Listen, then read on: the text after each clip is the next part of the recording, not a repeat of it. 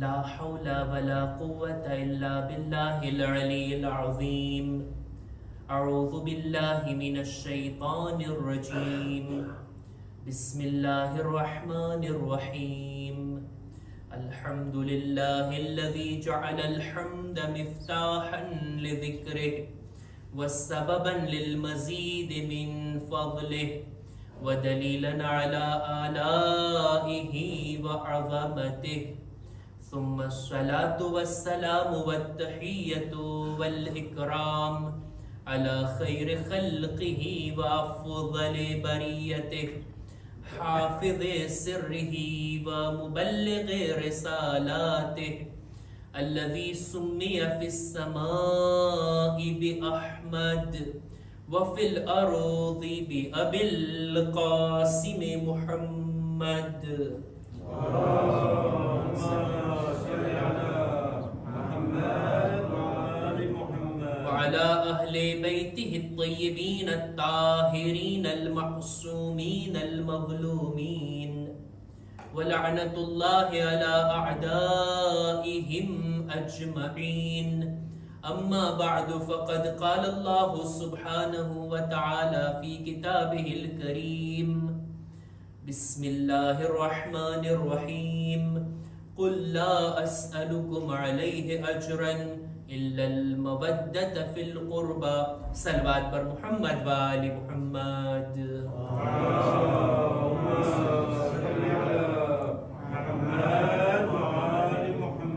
સાતમી માહે સફર આજની આ શબમાં zikr કરવો છે આપણા બીજા ઇમામનો.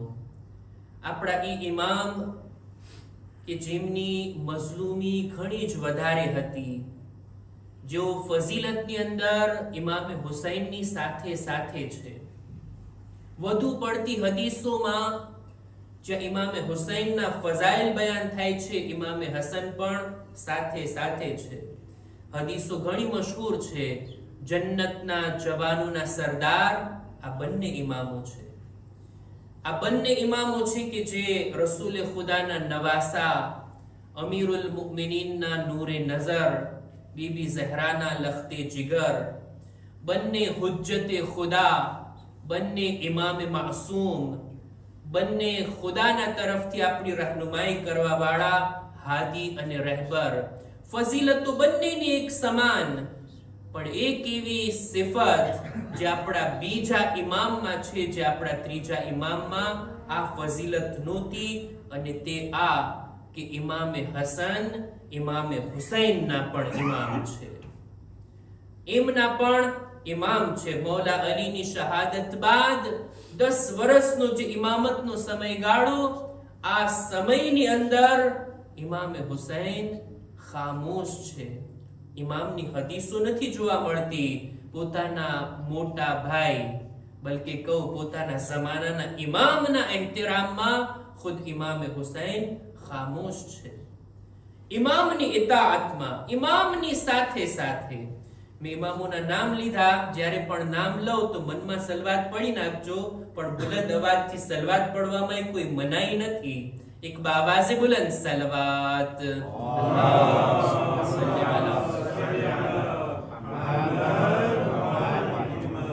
આપણા બીજા ઇમામ કે જેમની ફઝીલતોના બારામાં ચાહું છું કે વાતને વધારે ન લંબાવતા 4-5 વાતોને મારે તમારી સામે આપણા બીજા ઇમામના બારામાં રજૂ કરવી છે.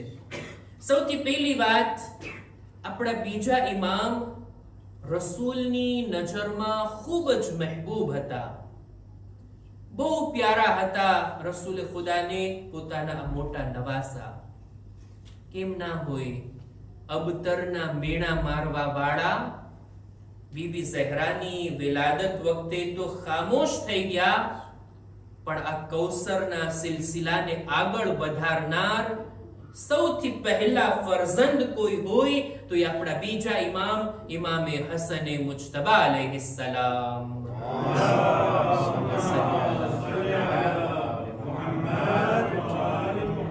સૌથી પહેલા ફરઝંદ છે અહલે બૈતના આ ઘરાનાની અંદર. એક દિવસ રસૂલ ખુદાના સીનાથી લિપટીને હતા આપણા બીજા ઇમામ, અમુક અસહાબ લોકો એમને જુદા કરવા માંગે છે કે રસૂલને આરામ કરવા દઈએ, આ નવાસાને દૂર હટાવીએ. રસૂલે ખુદા કહે છે ના, રહેવા દો. દઅની વ સમરત કલ્બી, મૂકી દો હસનને, હસન તો મારા દિલના મેવા છે. એવા એવા શબ્દો, એવી ફઝીલતો આપણા બીજા ઇમામની શાનમાં બયાન કરી.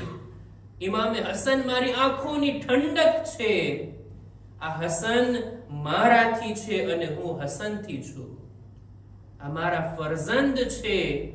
ત્યારબાદ આગળ કહે છે કે આ હસન જે કોઈ પણ એમને તકલીફ પહોંચાડે, જાણે એમ કે મને તકલીફ પહોંચાડી, અને જેણે મને તકલીફ પહોંચાડી એણે ખુદાને તકલીફ પહોંચાડી. ઇમામે હસનની આ શાનમાં આ વાતો રસૂલે ખુદા બયાન કરે છે. ફકત પોતાના નવાસા હતા એટલે જ નહીં, ફકત પોતાની નજરમાં પ્યારા અને મહેબૂબ હતા એટલે જ નહીં, ઉમ્મતને ઓળખાણ કરાવે છે કે જુઓ, આ મારો ફરઝંદ, મારો નવાસો, મારો જાનશીન બનવાનો છે, આ હુજ્જતે ખુદા છે. હદીસની અંદર મળે છે આપણને, રસૂલ ખુદા ત્યાં સુધી ફરમાવે છે અમરુહુ અમરી, હસનનું હુકમ આપવું એનો હુકમ મારો હુકમ છે. જે કોઈ પણ એની તાત કરે, વ કૌલુહુ કૌલી, હસનના શબ્દો જાણે કે મારા શબ્દો છે. ફમન તબિઅહુ ફઇન્નહુ તબિઅની, જે કોઈ હસનના ફરમાન ઉપર ચાલે, એમની તબઇયત કરે, જાણે એમ કે મારા રસ્તા ઉપર ચાલ્યો છે. ખૂબ મહેબૂબ હતા આપણા બીજા ઇમામ રસૂલે ખુદાની નજરમાં. આ એમની પહેલી ફઝીલત જે આજે બયાન કરવા માંગુ છું. બીજી ફઝીલત આપણા બીજા ઇમામની કે તેઓ અલ્લાહની બંદગી કરવામાં સૌથી મોખરે હતા. જો આપણા ઇમામોની વિશેષતા એ છે કે ઇમામો ખુદાની બંદગી તરફ આપણને બોલાવતા, પણ અલ્લાહની બંદગી કરવામાં સૌથી આગળ કોઈ હોય તો એ આપણા ઇમામો હતા. આપણા ઇમામોએ જે ભલામણ કરી મારા જેવા તાલિબ ઇલ્મને કે લોકોને કોઈ કામનો હુકમ આપો તો પેલા અમલ કરો. ખુદ ઇમામો તો અમલ કરવામાં, બંદગી કરવામાં, ખુદાની ઇબાદત કરવામાં સૌથી આગળ હતા, સૌથી બહેતર હતા. એ જમાનામાં કોઈ એવું નહોતું જેમની ઇબાદત આપણા બીજા ઇમામ કરતા વધારે હોય. આપણા છઠ્ઠા ઇમામ, ઇમામે જાફર સાદિક અલૈહિસ્સલામ,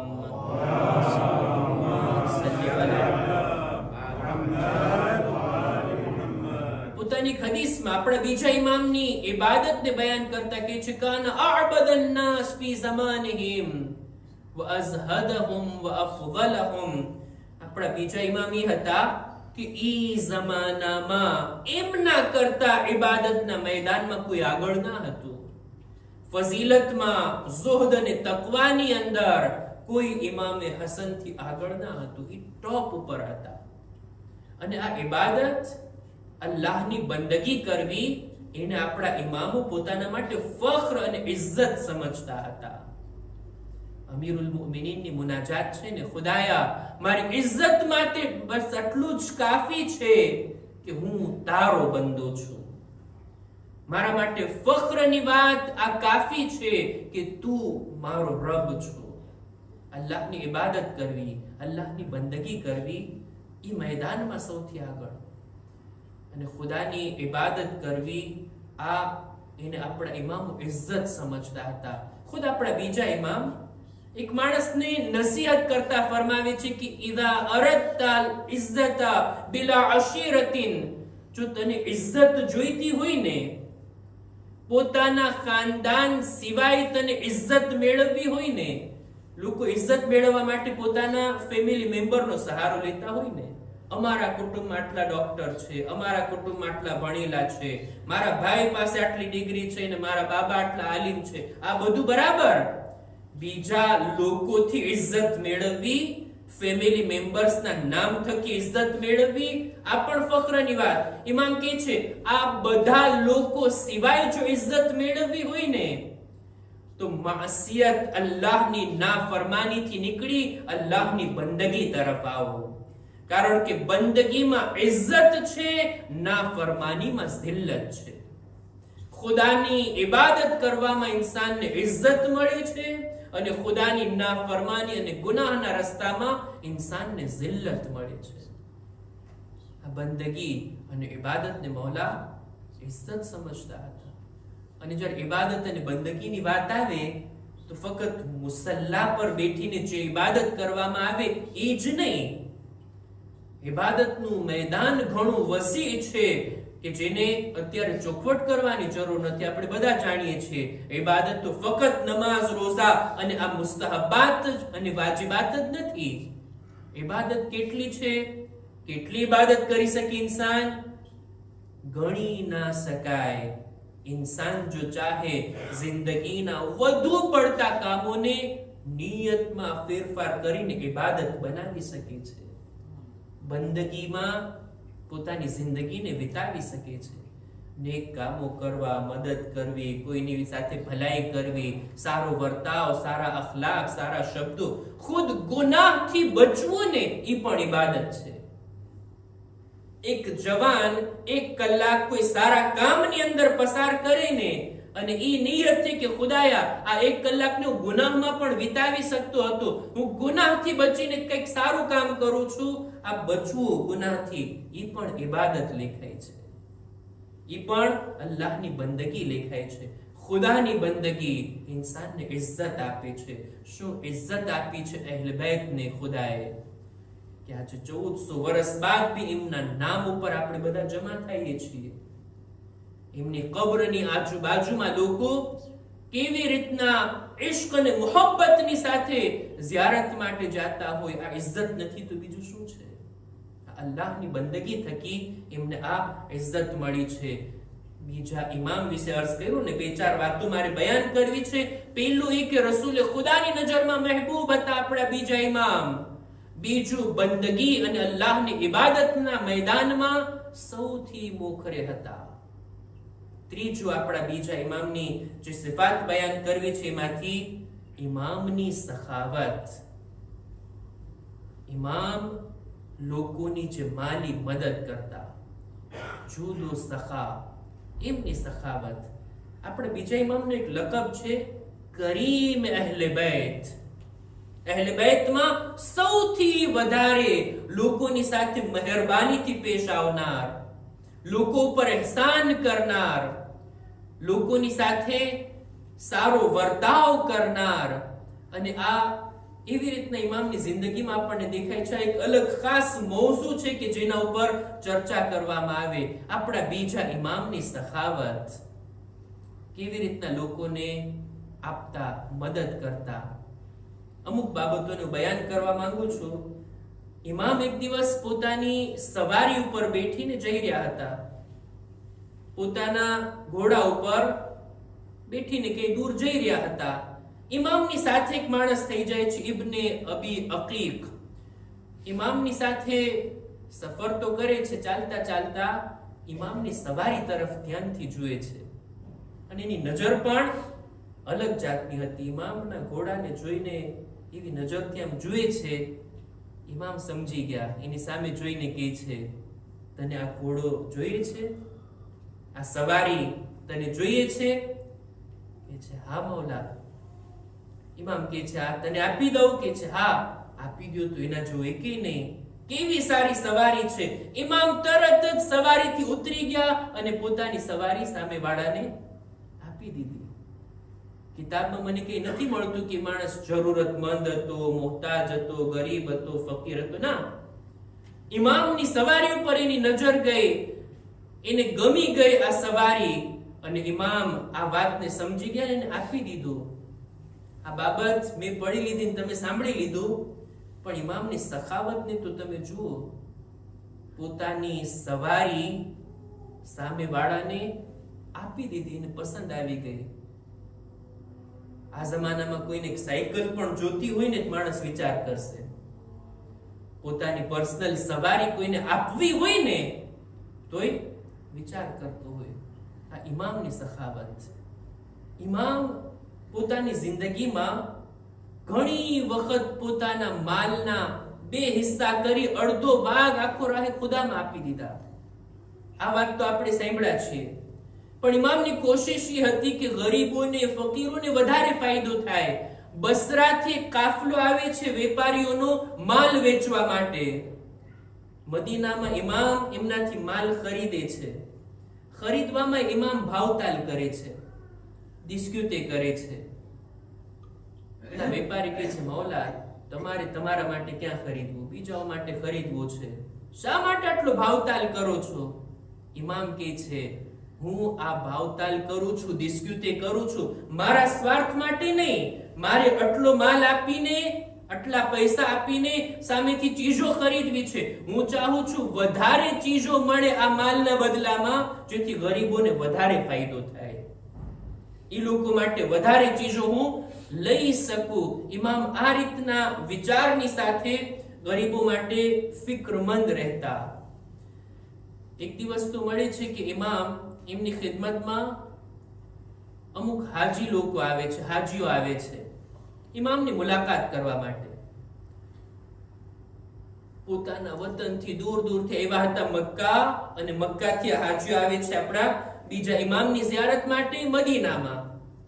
ઇમામ એમની સાથે મુલાકાત કર્યા બાદ એક એક હાજીઓને તોહફા આપે છે. હવે તમે આ બાબત ઉપર પણ વિચાર કરો જોઈએ. હજ ગરીબો માટે થોડી હોય. હજમાં આવવા વાળા માણસો માશાઅલ્લાહ માલદાર હોય, મુસ્તતી હોય. ખુદાએ એટલું આપ્યું છે કે એ લોકો પોતાના વતનથી આટલો ખર્ચો કરીને આવે હજમાં. એ લોકો આવ્યા છે ઇમામને મળવા. કોઈ ગરીબ, ફકીર, મુહતાજ નથી આવ્યા. એમ છતાં ઇમામ બધાને 400 દિરહમની થેલી આપે છે. ઇમામને આ લોકો કહે છે કે મૌલા અમે હકદાર નથી, અમે આ રીતના જરૂરતમંદ નથી. ઇમામ કહે છે ભલે ના હોય, પણ હું ચાહું છું તમારી સાથે મોહબ્બતના રિશ્તાને મજબૂત બનાવું, અને આપેલા તોહફાને તમે પાછું નહીં વાળો અને સ્વીકારશો, એ આશાથી હું તમને આપું છું. ઇમામ આ રીતના પણ લોકોને આપતા, લોકોની સાથે સારો વર્તાવ કરતા. અને ઇમામની આ સખાવત, ઇમામની આ છૂટા હાથે દાન કરવાની આદત એટલી વધારે હતી કે જિંદગીમાં અવારનવાર ઇમામની સીરતની અંદર આપણને દેખાય છે કે ક્યારેય પણ કોઈને મદદની જરૂર હોય, ઇમામ પોતાના હાથને અટકાવતા નહીં. સખાવત ફક્ત એ જ નથી કે ઇન્સાન પોતાના માલને લૂંટાવે, માલ લોકોને આપે નહીં. સખાવતનો એક અર્થ આ પણ છે કે બીજાને કામ આવવું. જે કંઈ આપણી પાસે છે બીજા સાથે શેર કરવું. કોઈની પાસે કોઈ આવડત છે, કોઈ હુનર છે, કોઈ જાણકારી છે, ખુદાએ કોઈની વાતમાં એટલો અસર આપ્યો, ખુદાએ કોઈને એટલી ઇજ્જત અને આબરૂ આપી, સમાજની અંદર એનું આટલું માન અને રિસ્પેક્ટ છે, આ બધું બીજાઓની ખિદમતમાં લગાડવું ને, આને પણ કહેવાય સખાવત.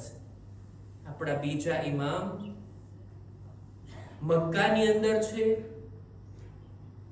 કાબાનો તવાફ કરી રહ્યા છે, અને મસ્જિદુલ હરામમાં ઇતિકાફમાં ઇમામ બેઠા છે.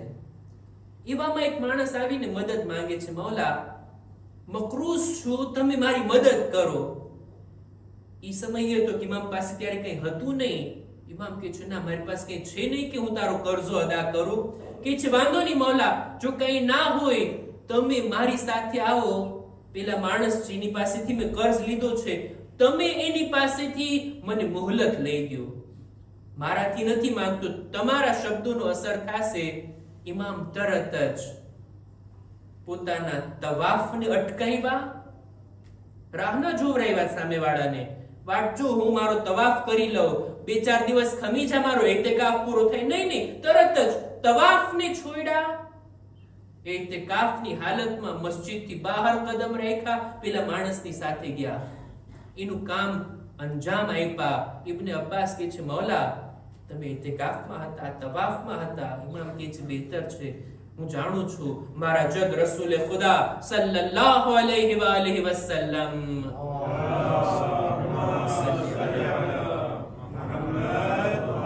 મેં એમનાથી સાંભળ્યું કીધું છે કે જે કોઈ પણ પોતાના મુમિન ભાઈની હાજતને પૂરી કરવા, એમની જરૂરતને પૂરી કરવા માટે કદમ આગળ વધારે, એનું કામ કરી દે, જાણે 9000 વર્ષ ઇબાદત કરી હોય. હજારો વર્ષની ઇબાદતનો સવાબ મને મારા મુમિન ભાઈની મદદ કરવામાં છે. અને આ રીતના ઇમામ લોકોની મદદમાં, લોકોની ખિદમતમાં, લોકોને રાજી કરવામાં, જરૂરતમંદ હોય કે ના હોય છૂટા હાથે સખાવત કરવામાં ઇમામની કોઈ મિસાલ નથી મળતી. ઇમામની આદત આ હતી, કોઈ પણ આવે માંગવા વાળો, કોઈ પણ હાથ ફેલાવે, કોઈ પણ દરખાસ્ત કરે, કોઈને ઇમામ ખાલી હાથ પાછો ના મોકલતા. કોઈ પણ. હવે દેખીતી વાત છે, બધા માંગવા વાળા હકદાર થોડી હોય, બધા જરૂરતમંદ થોડી હોય. એની અંદર બે ચાર આવી જતા હોય, મોકાનો લાભ ઉઠાવી લેતા હોય. ઇમામથી કહેવામાં આવ્યું, મોલા બધાને તમે આપો છો, કોઈને અટકાવતા નથી. એટલે ઇમામ જવાબમાં કહે છે, ઇન્ની લિલ્લાહિ સાઇલ વ ફીહ રાગિબ. હું પોતે પણ માંગવા વાળો છું ખુદાની બારગાહમાં. મને પણ ખુદાની બારગાહથી લાલચ છે અને મને શરમ અને હયા આવે છે. હું પોતે માંગવા વાળો છું, બીજા કોઈ માંગવા વાળાને ના પાડું, મનાઈ કરું ના. હું કોઈ પણ ખાલી હાથને પાછો નથી મોકલતો. અને આ ઇમામની સીરત હતી, સખાવત. લોકોને છૂટા હાથે આપવો, ખુલ્લા દિલથી પોતાના માલને લોકોની સેવામાં, લોકોની ખિદમતમાં, લોકોની જરૂરતો પૂરી કરવામાં ખર્ચ કરવો. આ આપણા બીજા ઇમામની સીરત.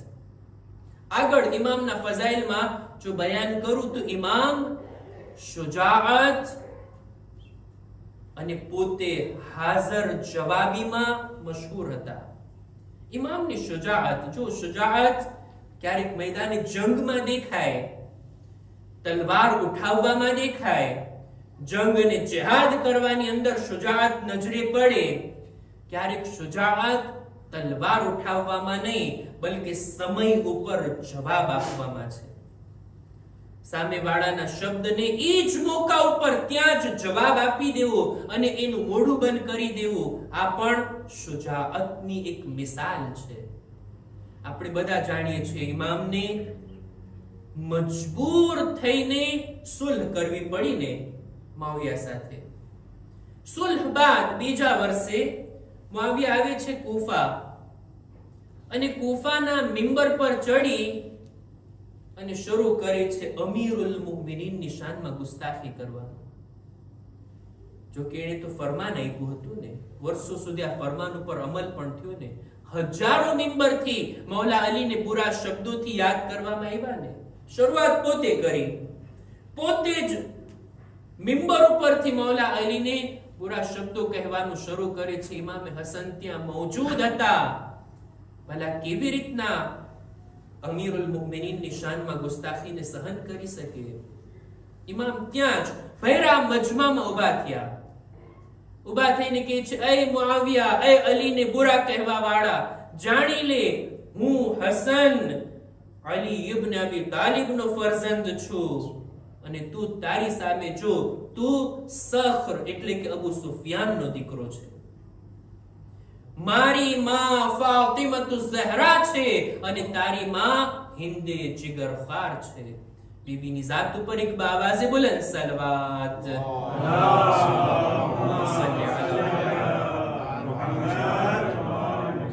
મારી માં દુખ્તરે રસૂલ છે અને તારી માં કોણ છે? જેણે જંગે ઉહદમાં જનાબ હમઝાના જીગરને ચબાવ્યું હતું, ઈ છે હિન્દ, તારી માં. ત્યારબાદ કે છે મારા જદ રસૂલે ખુદા છે અને તારા જદ હર્બ છે. મારી જદ્દા ખદીજતુલ કુબરા છે અને તારી જદ્દા કતીલા છે. ત્યારબાદ ભૈરા મજમામાં જ ઇમામ એને રસવા કરે છે કે છે લાનત થાય એવી નસ્લ ઉપર કે જેઓ કુફર અને નિફાકની સાથે આગળ વધ્યા. તારી શું औकात છે કે તું અલી અને ઔલાદે અલીની શાનમાં ગુસ્તાખી કરે? એવામાં જ મરવાન ઉભો થાય છે. મરવાન પણ કઈ ગુસ્તાખી કરવા માંગે છે. ભૈરા મજમામાં એને પણ ઇમામ જવાબ આપ્યા. ઇમામના શબ્દો એવા હતા ને કે ખુદ સામે વાળો ચૂપ થઈ ગયો અને એનું ચૂપ રહેવું આ વાતની દલીલ કે ઇમામ હક બોલે છે. મજમાના લોકો સમજી ગયા કોણ કેટલો પાણીમાં છે, કોની ફઝીલત વધારે અને કોણ કેટલો પસ્ત છે. મરવાન ઇબ્ન હકમ આવીને મૌલા અલીની શાનમાં ગુસ્તાખી કરવા માંગે છે. ઇમામ એને પણ અટકાવી દીધા ને કહે છે, એ મરવાન, તું ના બોલ, તારી औकात નથી. તું જાણે છે મારા બાબા અલીને ખુદાએ કુરાનમાં 10 ઠેકાણે મુમિન કહીને યાદ કર્યું છે, અને તારો બાપ ઈ છે કે જેણે કુરાનની આયત ફાસિક કીધું છે. સૂરે હુજરાત ની આયત છે ને, ઇઝા જાઅકુમ ફાસિકુન ફતબય્યનુ, બધા મુફસ્સિરીન લખે છે આ આયતમાં મુરાદ હકમ ઇબ્ન આસ છે, આ મરવાન બિન હકમનો બાપ. કુરાન એને ફાસિક કહે છે. તારી શું औकात છે કે તું અમીરુલ મુમિનીન ને, ખુદા જેને મુમિન કહે છે એના ઉપર લાનત મોકલે અને બુરા શબ્દો કહે. આ શુજાઅત હતી ઇમામની. ઈ ઝાલિમોને ઈ લોકોના મોઢા બંધ કરી દીધા. ઇમામ આ રીતના પોતાની શુજાઅતને બતાવ્યા. શુજાઅત ફક્ત હાથથી જંગ કરવાનું નામ નથી, ક્યારેક ઝબાનના શબ્દો પણ શુજાઅતને દર્શાવે છે અને ઝાલિમોના મોઢાને બંધ કરાવી દે છે. ઇમામ હસનની ઘણી બધી ફઝીલતો, ઘણા બધા ફઝાઇલ આપણને કિતાબોની અંદર જોવા મળે છે. હું વાતને અહીંયા જ અટકાવું. જેટલા ફઝાઇલ વધારે છે ઇમામ હસનના, એટલા જ મસાઇબ પણ વધારે છે. ઇમામની મઝલૂમી, અમુક બાબતો હું રજૂ કરું જેનાથી આપણે અંદાજો લગાડી શકીએ કે કેટલા મઝલૂમ હતા આપણા બીજા ઇમામ. આપણા ત્રીજા ઇમામના અસહાબ, એમનો zikr તો આપણે સાંભળ્યા છે ને, કેટલા બા વફા. શબે આશુરના ઇમામે દુઆઓ દીધી, એમનાથી રાજી હોવાનું એલાન કર્યું. જેવા અસહાબ મને મળ્યા છે એવા કોઈને નથી મળ્યા. કેટલા બા વફા અસહાબ હતા આપણા ત્રીજા ઇમામના. પણ આપણા બીજા ઇમામના અસહાબને તમે જુઓ, કેટલા લોકોએ ખયાનત કરી છે. કેટલા લોકો માલની લાલચમાં આવીને સિક્કાઓની થેલીઓને જોઈ અને મુઆવિયાના લશ્કરમાં ચાલ્યા ગયા. એકલા નથી ગયા, પૂરેપૂરો કબીલો લઈને ગયા. એક આખું લશ્કર, એક લશ્કરનો સરદાર જેના હેઠળ 100-200 ની ટુકડી હોય, પૂરેપૂરા બધા સામેવાળા લશ્કરમાં ચાલ્યા ગયા. ઇમામના આ અસહાબ, એ લોકોની ખયાનત, આ રીતની ખયાનત ઇમામના દિલ ઉપર કેટલા દર્દને લગાવતી હશે, કેટલું ઇમામને દુઃખ થયું હશે પોતાના સાથીઓની આવી ખયાનતથી. લેટર લખેલા, બાકાયદા તારીખમાં મળે છે, પત્ર લખેલા ઇમામના અસહાબ મુઆવિયાને પત્ર લખે છે કે જો તું આટલો માલ અમને આપ, અમે પોતે ઇમામને અસીર બનાવીને તને સોંપવા માટે તૈયાર છીએ. મુઆવિયાએ એ જ પત્રો ફરી પાછા ઇમામની પાસે મોકલા કે જુઓ, આ તમારા અસહાબ, આ તમારા સાથીઓ. હું નથી જાણતો ઇમામનું દિલ કેટલું દુખી થયું હશે. આવી ખયાનત. ઇમામ ઝાલિમની સાથે જંગ કરવા ચાહતા હતા. મૌલા અલી બાદ 6 મહિના સુધી ઝાહિરી ખિલાફત અને હુકુમત આપણા બીજા ઇમામના હાથમાં હતી. ઇમામ નહોતા ચાહતા મુઆવિયા સુધી પહોંચે, પણ આ ઇમામના સાથીઓનું એટલું દબાણ હતું, એટલું પ્રેશર હતું કે ઇમામ સુલહ કરવા ઉપર મજબૂર થયા.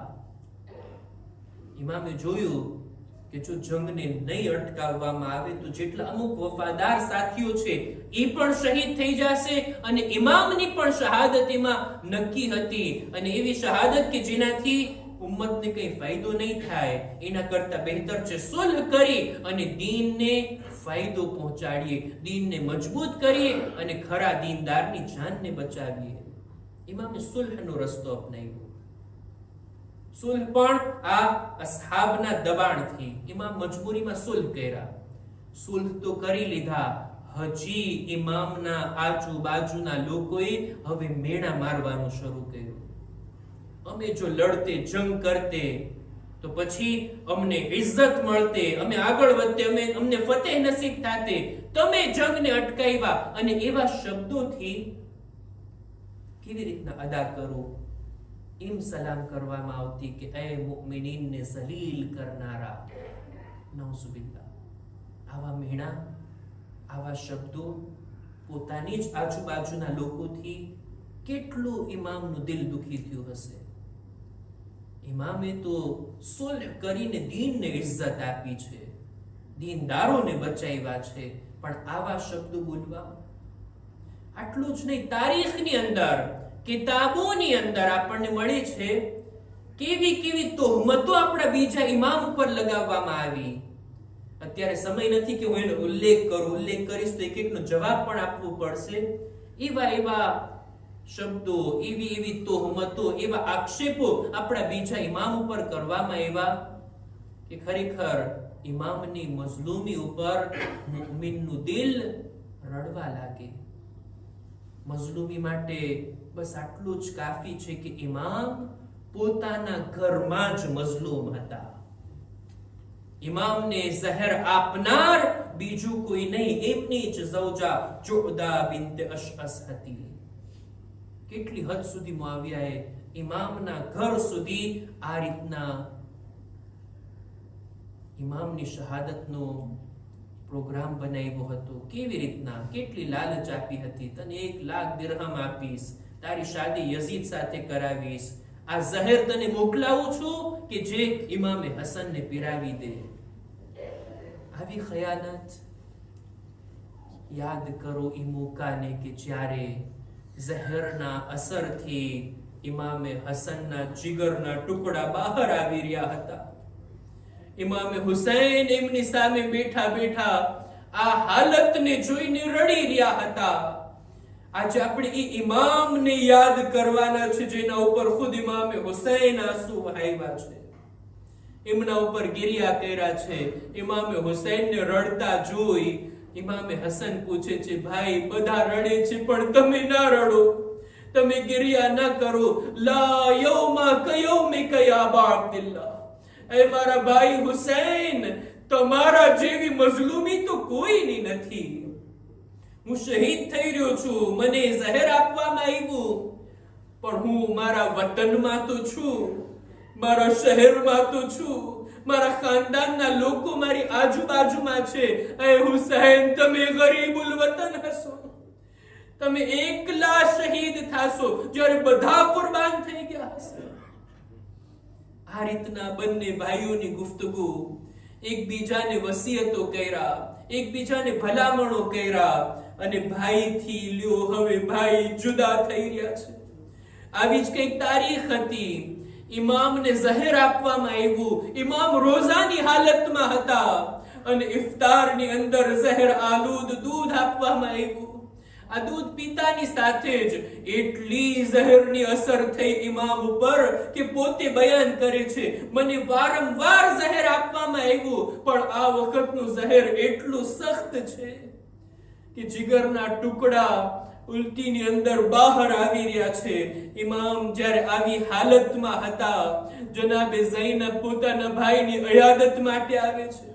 ઇમામે હસનને જ્યારે જાણ થઈ, પોતાના જીગરના ટુકડાઓને આ તશ્તને છુપાવી દે છે. હું નથી ચાહતો મારી બહેનની નજર મારા જીગરના ટુકડા ઉપર પડે. હું અર્ઝ કરીશ, હે આકા હસન, અત્યારે જીગરના ટુકડા છુપાવી દીધા. આ ઝૈનબ તો ઈ છે જે કરબલામાં તમારા કાસિમના ટુકડાને જોશે, તમારા કાસિમની લાશના ટુકડાને જોશે. બસ અઝીઝો, ઇમામની જ્યારે શહાદત થઈ, અહેલે બેતના ઘરાનાનો આ પહેલો જનાઝો છે કે જે જાહેરમાં ઉઠી રહ્યો છે. રસૂલે ખુદા એમને તો એમના જ હુજરામાં દફન કરવામાં આવ્યા, બીબી ઝહરાને રાતના અંધારામાં, અને મૌલા અલીને પણ છુપી રીતના દફન કરવામાં આવ્યા. અહેલે બેતનો આ પહેલો જનાઝો અહેલે બેતના ઘરેથી નીકળે છે શાનો શૌકતની સાથે, દિવસના ઉજાસમાં, પણ હાય મુસીબત, ક્યારે જોયું છે ઘરેથી ઉઠેલો જનાઝો ફરી પાછો ઘરે લાવવામાં આવે. આ મુસીબત આપણા બીજા ઇમામ માટે હતી. નહીં, રસૂલની બાજુમાં અમે દફન નહીં થવા દઈએ. રસૂલની કબ્રની બાજુમાં તવાફ માટે લઈ જવામાં આવી રહ્યા હતા. એમ છતાં ઝાલિમોના તીર ચાલે છે. જખ્મી થાય છે ઇમામનું બદન. ઇમામ પર સલામ કહેતા એમની ઝિયારતના જુમલા છે.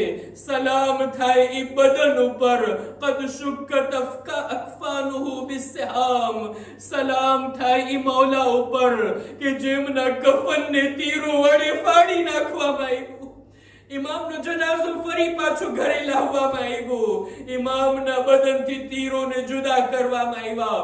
કફનને બદલાવવામાં આવ્યું. હું નથી જાણતો બહેનોની નજર જ્યારે આ જનાઝા પર પડી હશે, ઝૈનબ ઉમ્મે કુલસુમની શું હાલત હશે.